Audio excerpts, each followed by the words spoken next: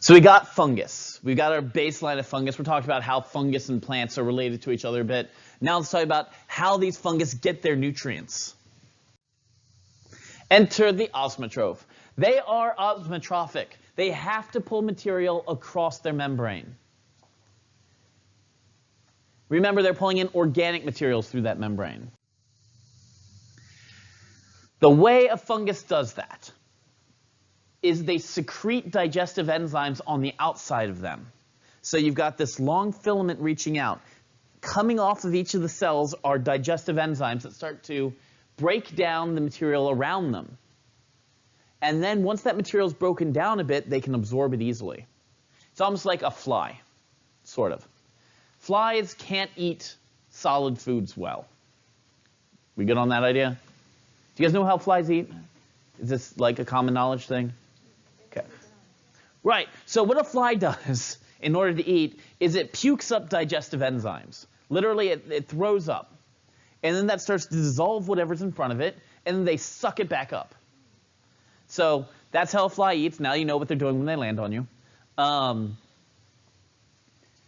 What ends up happening is this fungus will secrete these digestive enzymes, break down the material around them, and then pull in the broken down materials to start to expand themselves.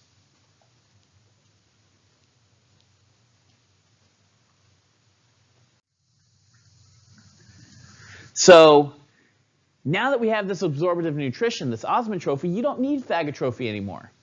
You can have a cell wall and be just fine.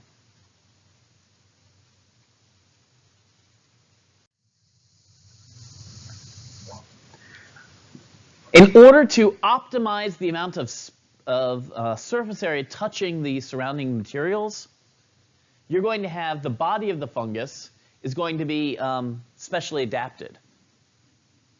What will give you the most surface area? What structures? What would it look like? You want to maximize the amount of surface area you're touching. Lots and lots of branches. What? Like roots, lots of branches, lots of twists and turns. Very, very thin. That's what the fungus is. The fungus has tons of tiny, thin filaments coming off and expanding outward. These filaments are called hyphae. They're very, very long, and they grow extremely quickly. If they were thicker, they wouldn't have as much surface area touching the material around them, which means they wouldn't be as efficient as gathering nutrients.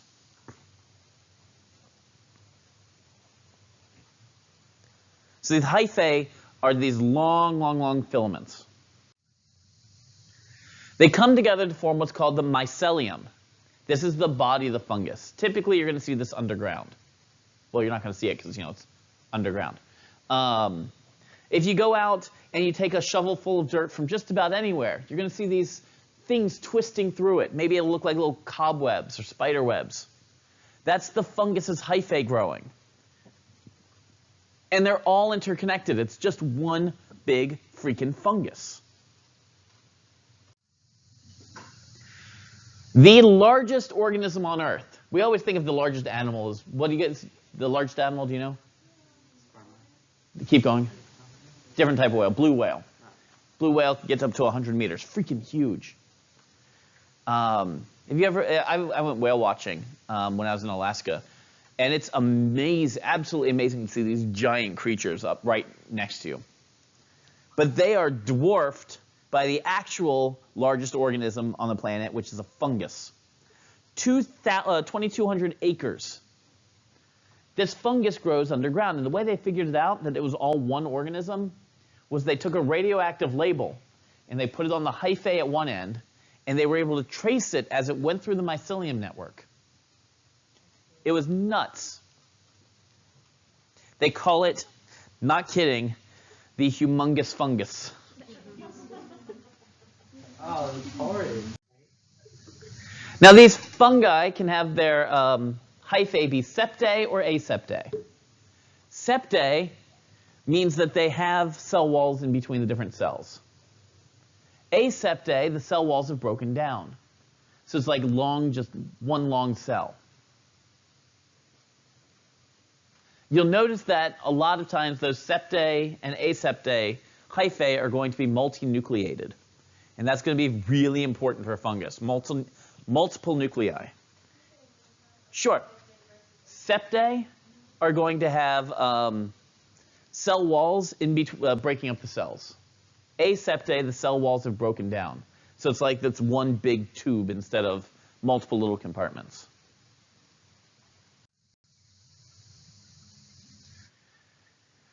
In aseptae or septae fungus, you'll notice that there's lots and lots of nuclei. Well, there are reasons for that. If you have an organism that takes up 2,200 acres, you need to be able to coordinate the protein production throughout the entire thing. It would be not irrational. It would be, I can't think of the right word for it. It wouldn't work well, we'll just say that, to have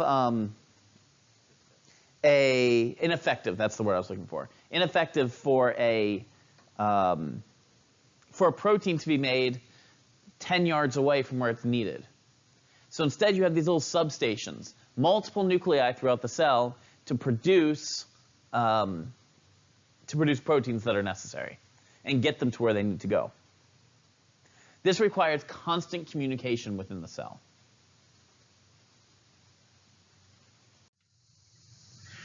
So you got these super long hyphae. These hyphae, when you put them into water, they actually make a sphere.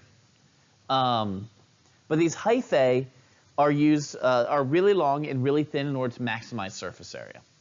The more surface area touching food, the more they're able to break down, the bigger and faster it grows. It's all about form determines function.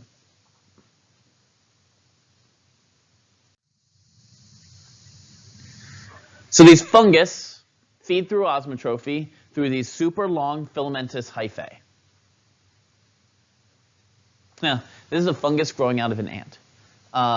There are certain fungus out there that will invade a host's body and produce hyphae throughout the host that eventually, kills the host but drives it insane first, leading it to places where they will be able to infect other organisms. In this ant's case, this picture's upside down. It does is a spore lands on the ant. The spore the hyphae begins to grow through the ants, causing the fungus to get bigger. That drives the ant mad. It secretes these metabolites that causes the ant to climb up a tree and grab onto the bottom of bite onto the bottom of a leaf where the ant dies. Then the hyphae not explode out, but they grow out of the ant and they begin to produce a whole lot of spores that rain down to the forest floor. Now, if this ant was near its colony, that then infects a whole bunch of other ants, and they all die. What the ants have done that live in these conditions, where this is common, is when they see an ant starting to act odd, they literally pick it up and carry it far away from the colony. They're like, and you're out.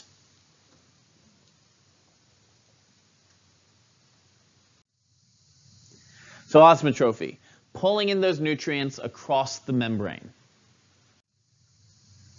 So we optimize surface area just like in plants with roots through lots of twists and turns in the hyphae, which increases the fungus's ratio of surface area to internal space. It's the same reason whales are so large. Back to whales. Whales are gigantic. Heck, they're big in order to have to minimize the amount of surface area to environment.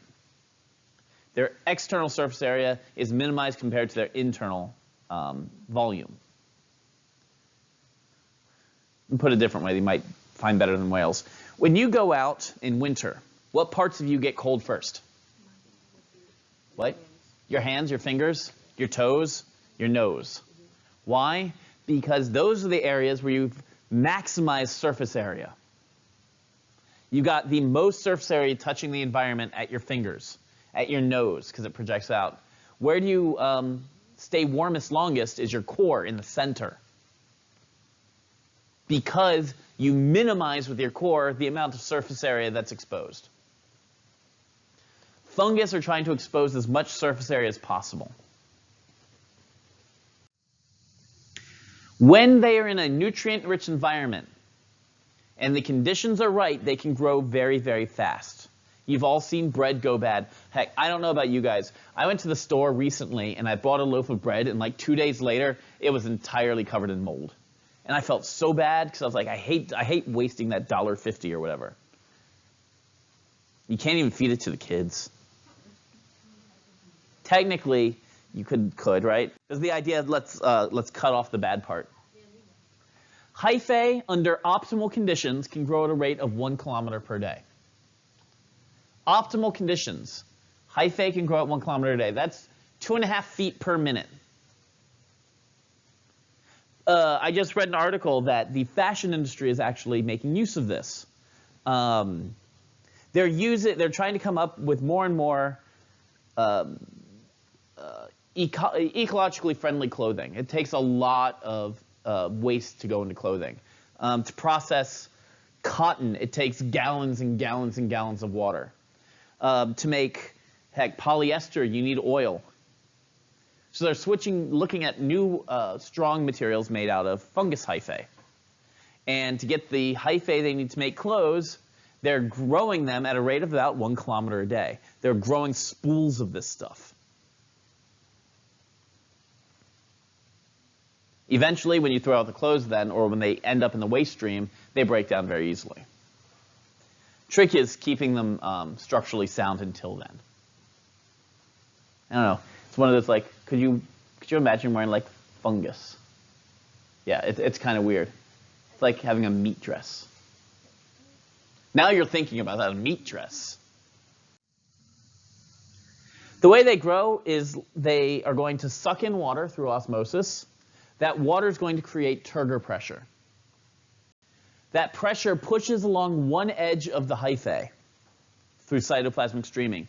That pressure is sort of like stretching, stretch, and then the Golgi apparatus will ship vesicles to the end to increase the size of the cell wall. So it just grows in one direction instead of as a sphere. The Golgi apparatus, don't forget, which I'm sure some of you have from 101, is responsible for secretion of proteins. So it's getting ready to ship things out of the cell. So you pack up these proteins and vesicles from the Golgi, they get shipped over to the cell wall, and you can add new components to the cell wall that way. At the same time, you can expel digestive enzymes, and you get bigger and bigger and bigger.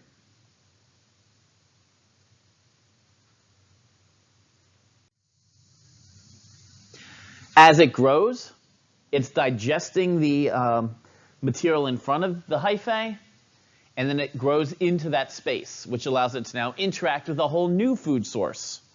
Digesting that, growing again. It gets bigger and bigger and bigger.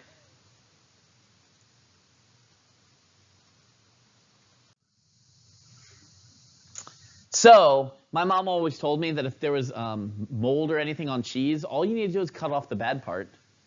But now you know that if hyphae is growing at a rate of 1 kilometer per day, by the time you see that mold, it's already all through. The hyphae are everywhere. You're just making yourself feel better. But that's okay, because we do a lot of eating of fungus. That's like our thing. Heck, we use fungus to flavor things. It's not just mushrooms and things like that.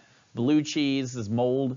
You've got all sorts of different ways that we have actually adapted these in our diet.